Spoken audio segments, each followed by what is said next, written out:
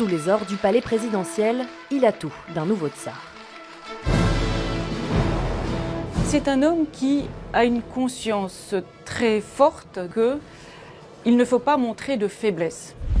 À presque 70 ans, Vladimir Poutine, ses 22 ans de pouvoir et une main de fer, prêt à tout pour préserver l'influence de la Russie, quitte à déclencher un conflit mondial aux portes de l'Europe.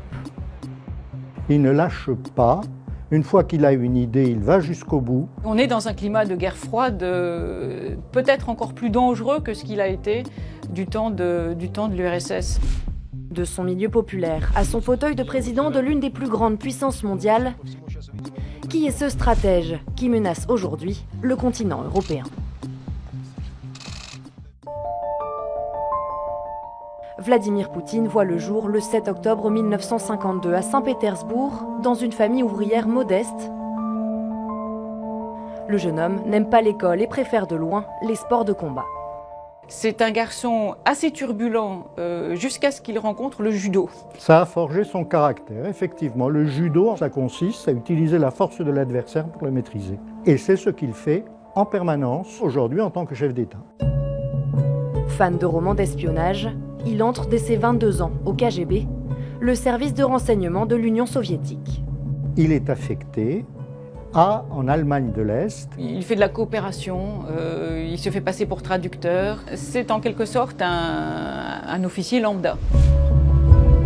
Mais en 1989, c'est la chute du mur de Berlin. Vladimir Poutine rentre en Russie et s'engage en politique auprès du maire de Saint-Pétersbourg. C'est là qu'il va vivre l'événement le plus marquant de sa vie, la fin de l'Union soviétique. En pleine ascension de sa carrière professionnelle, c'est un choc terrible. Comme 300 millions de personnes, du jour au lendemain, il se retrouve apatride. Pendant 70 ans, l'URSS est une superpuissance mondiale dont l'influence s'étend de l'Europe à l'Asie. En 91, l'Empire s'effondre, un quart de son territoire disparaît avec la moitié de sa population. Tout l'environnement politique, économique s'effondre du jour au lendemain. Dans les années qui suivent, la Russie accumule les difficultés économiques. Le chômage et la pauvreté explosent.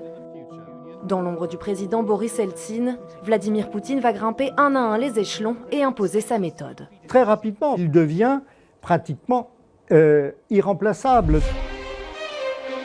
Et le 26 mars 2000, il est élu président. Il dirige donc le pays depuis presque 22 ans. Surtout depuis 2018, sa réélection de 2018, il y a un tournant autoritaire en Russie qui est indéniable. Une autorité que Vladimir Poutine n'hésite pas à faire valoir sur ses voisins, et en particulier sur un vaste pays de 45 millions d'habitants. L'Ukraine, c'est l'enjeu central. Pour l'élection présidentielle ukrainienne de 2004, Poutine soutient la candidature du conservateur Viktor Yanukovych face au pro-européen Viktor Yushchenko. Ce dernier l'emporte, mais n'imagine pas que sa vie ne tient qu'à un fil.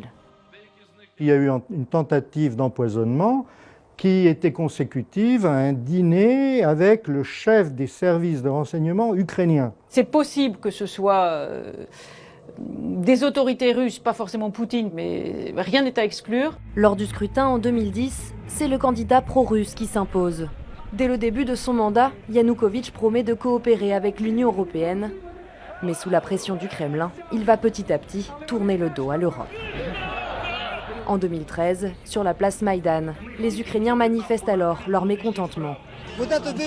On est dans la rue aujourd'hui car on veut que nos enfants et nos petits-enfants puissent vivre sous les lois européennes, où il n'y a pas de corruption, où les gens sont protégés.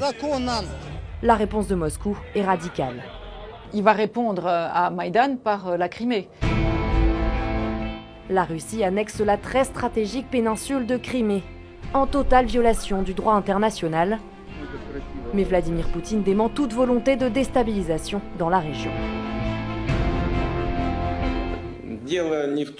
Nous souhaitons que l'Ukraine retrouve la paix, la sérénité et que soient créées les conditions de sortie de crise du pays. Pourtant, un mois plus tard, il soutient la guerre déclenchée par les séparatistes pro-russes du Donbass à l'Est. En 8 ans, plus de 10 000 soldats y ont perdu la vie. Aujourd'hui, avec l'invasion des troupes russes en Ukraine, Poutine franchit un cap dans sa stratégie armée sans que personne n'en connaisse les limites.